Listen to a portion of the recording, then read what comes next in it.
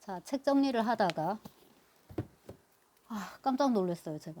보이시죠, 여러분? 하루키에 이제 초기작이라고 해야 되나요? 그 40 되기 전에 젊은 하루키가 쓴 노르웨이 숲인데 이게 집에 2권이 있는 거예요. 나 진짜 열받아가지고. 자, 근데 보시면 요거는 띠지까지 둘렀으니까 뭔가 이벤트성 도서였을 거라는 겁니다. 새로운 번역으로 만나는 현대 일본 문학의 대표작, 36개국 이상 번역 출간, 전 세계 베스트셀러, 네, 세계 문학 310권으로 하루키의 노르웨이 숲이 나왔는데 아마 이제 이거를 내가 산 거는 나는 이걸 어릴 때 상실의 시대로 아마 읽었을 건데 2013년 8월 22일에 찍고 2013년 9월 2일, 그럼 9월 2일입니다. 9월 2일에 이게 나왔거든요. 네.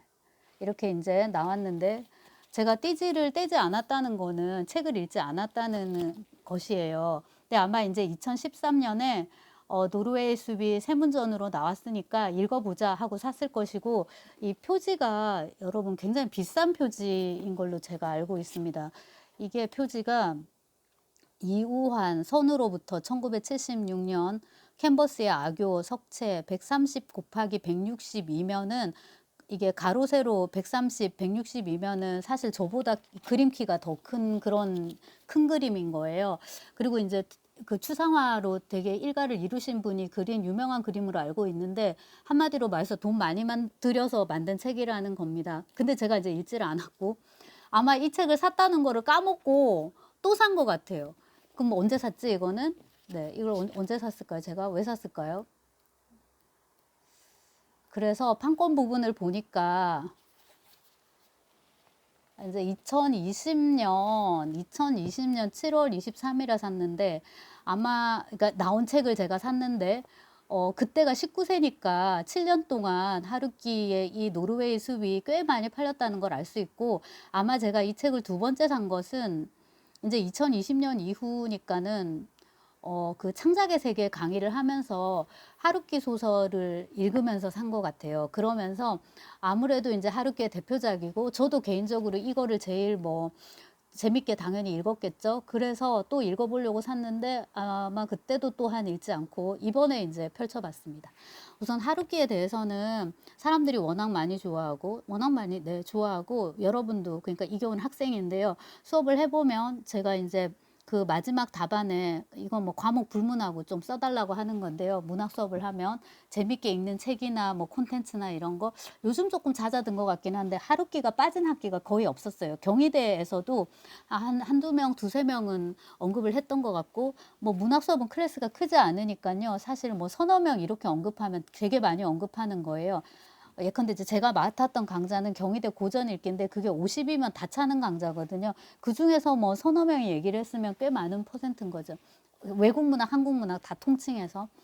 자, 근데 이제 저는 개인적으로 하루키를 별로 좋아하지 않고요.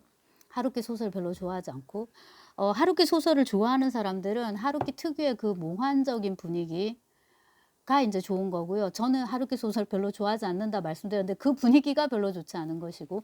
근데 이제 오랜만에 이제 다시 읽어보니까 맞아, 하루키는 이런 작가였어. 적어도 나에게 이렇게 남아있어라는 이제 느낌을 주는 대목이 하루키의 소설은 그 2D 애니메이션, 일본 애니메이션의 어떤 그 감성을 소설로 옮겨 놓은 것 같은 그런 느낌을 줍니다.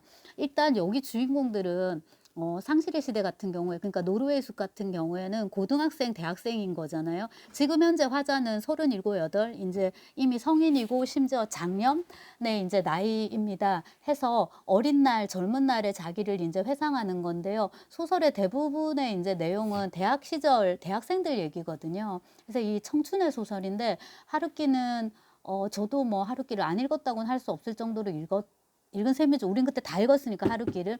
이제 그런 감성인데 제가 나이 들고 나서 읽은 하루키의 가장 최근작은 그 색채 없는 다자키 쯔구루가 순례를 떠난 날인가 그거거든요. 그래서 그걸 보면서 하루키는 되게 여전하구나라는 이제 생각을 한 것이 그런 식의 이제 그 2D 애니메이션의 감성을 여전히 가지고 있다.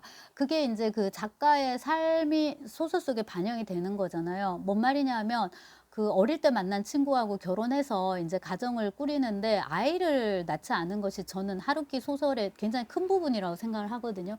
그래서 하루키 소설 속의 주인공들은 영원히 어른이 되지 않아요. 어른이 되지 않는다는 건 뭐냐면 그 세대 감각, 그다음에 책임져야 되는 것들 있죠. 가장 중요한 게 밥벌이인데 밥벌이에 대한 감각이 없는 그런 주인공들이 계속 나오고, 그다음에 인제 그 결혼을 했을 때 아이를 낳지 않았기 때문에 임출육, 육아에 대한 그것과, 그다음에 인제 아이를 낳지 않았으니까 자기는 기성세대가 되지 않는 거예요. 나이는 50, 60, 지금 하루키 칠순인가요? 이렇게 인제 돼도 예, 하루키가 저 아빠하고 동갑, 아무튼 그래서 칠순 하루키가, 예, 49년생인 저희 아버지랑 거의 같은 나이입니다. 같은 동갑이라 해도 되는 나이인데, 그렇게 나이를 먹어도 하루키는 아버지, 할아버지가 되지 않는 거예요. 기성세대가 되지 않는 거예요. 그런 이제 영원히 청년 같은 인물들, 하루키의 이제 페르소나들이 나오는데, 여기에 이제 주인공은, 제가 이제 주인공 이름이 와타나베인데요. 이제 지금 37세네요. 근데 이제 19세, 18, 9세 고등학교 때 이제 친구였는데, 나오코라는 여자아이가 있었고요. 그다음에 키즈키라는 남자아이가 있었는데, 셋이가 이제 이런 하루키 소설에 역시 많이 나오는데, 친구인 듯 연인인 듯 애매한 쓰리썸 그런 관계를 이루죠. 근데 제가 쓰리썸이라고 말해버렸는데, 어떤 성적인 그런 뉘앙스를 묘하게 풍기면서 선을 넘지 않는.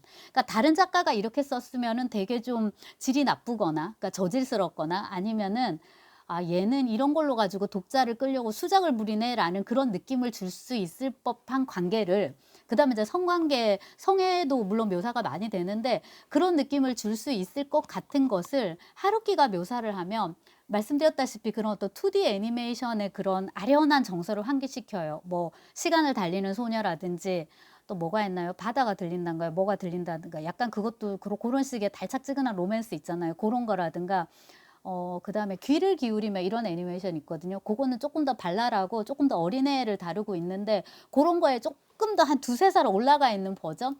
약간 이제 그런 느낌을 주고, 뭐 최근에 본 걸로는 스즈메 문단 속에서 그 스즈메가 토지 시인하고 약간 애매한 그런 연애 감정 같은 게 왔다 갔다 하잖아요. 그런 느낌들을 그 소설적으로 되게 잘 표현을 해요. 그래서 이 와타나베와 나오코와 키즈키가 그런 애매한 삼각관계를 이루는데, 키즈키가 뭐 때문에 자살을 했죠? 자살을 하고 나니까 이 와타나베하고 나오코는 그 친구의 자살을 이제 같이 견뎌가는 거죠. 그리고 이제 대학생이 됐는데, 대학생이 된 와타나베는 나오코를 계속 한번 다시 재회를 했던가, 그리고 둘이 계속 연애를 하는 거죠. 사귀는 그런 관계로 가는 건데, 와타나베하고 나오코가 어쩌고 저쩌고 해서 이제 이른바 같이 자게 되는데, 거기서 이제 둘이 나누는 대사도 "너 처음이었어." 이런 거, "나는 뭐 때문이지 네가 키즈키랑 같이 잔 줄 알았어." 이렇게 말을 하는데, 이런 식의 대사도 어떤 작가가 쓰면 되게 좀 유치할 수 있거나, 아니면 인제 좀 질이 나쁘지 않게 보이는 거죠. 미적으로 높게 보이지 않는데, 이상하게 하루키는 그런 거를 되게 살랑살랑 잘 써요. 저도 어릴 때는 그런 대사 많이 썼던 것 같고요, 소설 쓸 때. 왜냐하면 이제 20대는 그런 게 이제 당연히 이제 성애가, 성적인 부분이 우리의 관심사이기도 했기 때문에 그걸 이제 쓰고, 그런 부분이 있고요. 그러고 이제 나오코가 없어져요. 실종돼요. 이것도 너무 하루키식인 게, 하루키 소설의 주인공들은 이런 식의 작태를 많이 보이죠. 한번 자고 없어지고 잠적하고 했단 말이에요. 했는데 얘들이 어리잖아요. 지금 제가 아줌마 입장에서, 진짜 기성세대 입장에서 읽으면 아우 막 친구도 널리고, 이렇게 새로운 경험들도 되게 많고, 새로운 감정들도 많고, 혹은 흔한 감정이라도 또 이 나이 때는 굉장히 새롭게 또 인제 느껴지고, 그런 게 젊음일 텐데요. 이 주인공 와타나베에게 또 다른 친구가 생겨요. 나가사와인데요. 이 나가사와는 제가 좀 저속하게 말할게요. 여자를 되게 잘 꼬셔요. 그러니까 술집이나 이런 데 가면은 여자만 둘이 온 경우가 되게 많았다. 그들은 뭐 때문인지 항상 둘이 다녔다. 근데 나가사와가 얘기를 하면 이상하게 또 먹혀요. 그러면 그 얘기를 하면서 술을 한두 잔 마시고 취기가 돌고 또 같이 자요. 인제 이런 식의 그림들이 이상하게 하루키 소설 속에서 뭔가 자연스럽고, 하루키 소설을 읽을 때는 그런 일들이 내 인생에도 굉장히 자연스럽게 일어날 것 같은데, 사실 그렇지가 별로 않고, 그렇게 소설 속에서는 얘들이 되게 멋있단 말이에요. 근데 실생활에서는 나도 그렇게 멋있는 여대생이 아니고, 뭐 뚱뚱하기도 하고, 일단 키도 작고, 뭐 얼굴도 검쭉쭉하고, 뭐 다 그렇죠. 별로 그렇고, 만나는 지금 남자애들도 이 하루키 소설 속의 남자들처럼 멋있지가 않아요. 하루키 소설 속의 남자들처럼 멋있다라고 했을 때는 일단은 좀 잘생겼을 것 같고요. 뭐 뚱뚱하면 안 될 것 같잖아요. 그다음에 인제 핵심이 뭐냐면, 하루키 소설 속의 남주들은 책을 되게 되게 많이 읽어요. 뭐 얘기 속에서 카프카는 되게 자연스럽게 나오고 이거 뭐 도스토옙스키 소설 속에서 도스토옙스키도 되게 많이 나오고 뭐 레이먼드 카반가요, 챈들러인가요, 뭐 이런 사람도 언급이 되고 윌리엄 포크너 그거는 이제 또 뭐 헛간을 태우던가 뭔가는 또 저기 표절을 했네 말았네 이제 시비도 있었던 거고 그 다음에 이제 하루키 좋아하는 소설 중에 하나가 개츠비예요. 스캇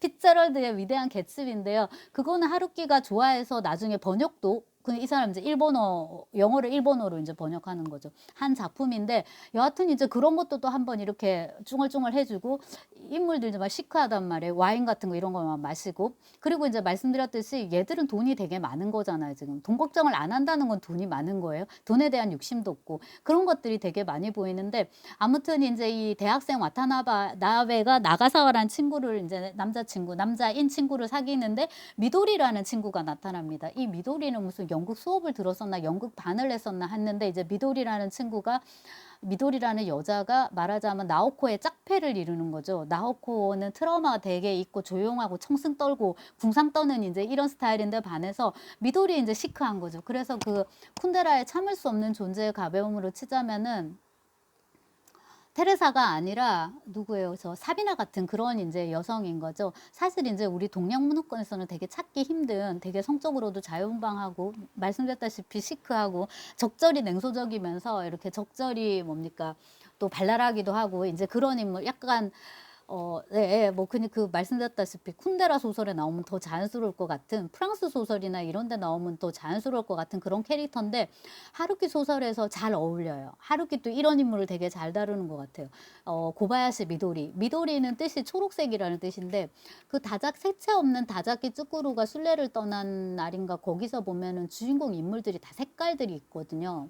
아오이, 뭐 파란색, 쿠로이, 뭐 검정색, 아오이가 파란색 맞나요? 그럼 아카이가 빨간색인가 봐요. 그런 식으로 이제 그 색깔들이 다 있는데 그 미도리는 초록이란 뜻인데 이런 이제 인물이 삶 속으로 들어와서 나오코냐 미도리냐 줄타기를 했나요? 어쨌나요? 하다가 요런 식의 이제 제가 요만큼 읽었는데 아마 더 읽지는 않을 것 같고요. 아, 이런 식의 이제 소설이었구나라는 생각이 들고 젊은 날 이제 어릴 때 대학 때 원체 우리가 이제 많이 읽었기 때문에 그리고 하루키의 이 소설을 읽고서 비틀즈의 노르웨이 숲을 이제 찾아보는데 기타줄 그 띵띵 띵띵 I once had a girl, or should I say she once had a girl.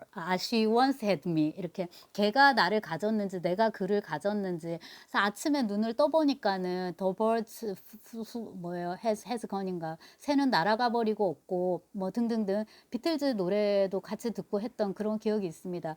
그래서 아까 제가 하루키 소설 별로 좋아하지 않는다고 했는데 어떤 시대 정서, 시대 감각이라는 게 있고 하루키를 읽으면서 인생의 굉장히 중요한 부분을 또 보냈기 때문에 그리고 이제 제가 그때는 좀 잘 나가는 작가여가지고 일간지에서 인터뷰도 하러 오라고 하고 이제 이래서 신나서 뭐 조선일보, 동아일보 이제 이런 데 가던 때인데요. 가면은 기자분들이 생각해보면 저보다 다 10살, 20살 많았던 분들이잖아요. 책을 많이 주셨어요. 그래갖고 그때 하루키 소설 하드보일드 뭐 원더랜드 일각수의 꿈 뭐 바람의 노래를 들어라 막 문화부 기자들 책상 위에 책이 이만큼 쌓여 있었어요. 막 그런 거랑 또 막 비코와 헤르더 뭐 이런 이론서들 조선일보 박혜원 기자였나 봐요. 아무튼 그 기자분들이 너나 할 것 없이 이제 저는 또 보면은 약간 불상 코드여가지고 뭐랬더라? 되게 가난한 재수생 같은 그런 재수생 같은 느낌을 받았다고 되게 고학생 같은 그러니까 보면은 막 저를 보면 막 이런 걸 챙겨주고 싶은 그런 마음들이 다 생겼었나 봐요. 저도 그걸 참 좋아했던 것 같고요. 기꺼이 책을 받아가지고 낑낑 그 백팩에다가 짊어지고 이제 왔던 기억이 있는데 아마 그 중에 하루키 책도 되게 많았고 그때는 이제 읽었죠. 책을 다 읽던 시절이어가지고요. 이렇게 두 번이나 이제 두 차례나 이제 하루키의 노르웨이 숲을 샀는데 완독은 하지 못할 것 같다. 이제 그 이유가 밥벌이 이제 저도 해야죠. 방학이 이제 끝나가는데 이거 이제 읽어야죠. 이제 이거 밥벌이도 해야 되고 그리고 이제 하루키의 소설을 아주 좋아하지 않는다고 아주 좋아하는 건 아니다. 팬은 아니다라고 말씀을 드렸지만 하루키는 굉장히 모범적인 작가고요. 이것도 여러분 이동진이 해설하는 영상이 있어요. 그 도시와 이번 소설 너무 소문의 벽인가 뭐 하는 그 신작 있잖아요. 뭐 저는 읽지 않을 것이지만 이동진 영화평론가가 나와서 뭐 어지간한 문화평론가보다 더 훌륭한 해설을 이제 하시던데 그 이동진은 그렇게 얘기를 하더라고요. 소설가로서의 하루키 소설도 좋고 그다음에 어떤 직업인 사회인으로서의 하루키에 대해서 얘기를 하는데 저도 그 부분은 진짜 동의를 하는 게 사람이 이 사람 이제 소설가니까 소설을 쓰는데요. 꾸준히 여일하게 소설을 쓰잖아요. 그 하루키의 이른바 작업 루틴은 되게 많이 알려져 있는데 새벽 4-5시에 일어나 가지고 한 5시간 정도 무조건 쓰는 거죠. 죽이 되든 밥이 되든 무조건 쓰는 거예요. 아침은 두부를 먹는답니다. 그러니까 우리가 생각하는 그런 작가 뭐 이렇게 막 담배 뻑뻑 피우고 뭐 이좀 막 머리 쥐어뜯고 뭐 남들한테 막 거칠게 하고 막 무례하고 이런 작가의 이미지가 전혀 아닌 거죠. 자기 관리를 굉장히 철저히 하고 운동 열심히 하고 철인 3종 경기 한다니까 뭐 말 다 했죠. 하루에 한 10km 뛴다든가 이제 그렇고 그 아침에 두부 먹고 뭐 간단하게 이런 식이도 되게 자기 그 식생활 섭생도 되게 신경을 쓰는 거고 그다음에 음악을 좋아하지만 밤에는 자야 되기 때문에 또 콘서트를 많이 못 가서 유감이다 이런 얘기 어디서 들은 것 같은데요. 오후에는 뭐 번역을 한다든가 독서를 한다든가 뭐 사람을 만난다든가 이런 식으로 보내는 거죠. 그러니까 어떤 심리적이고 이런 개인적인 부분은 아내하고 이렇게 주로 하는 것 같고 의외로 사람 많이 안 만날 것 같아요. 그러면 에너지도 또 많이 소비되고 이렇기 때문에 그리고 책을 읽어보면은 하루키의 박식함 같은 게 또 느껴지고 박식하다고 해서 소설 잘 쓰는 거 여러분은 아닙니다. 네, 그거 물론 박식하면 더 잘 쓸 수 있지만 꼭 그렇지도 않고요.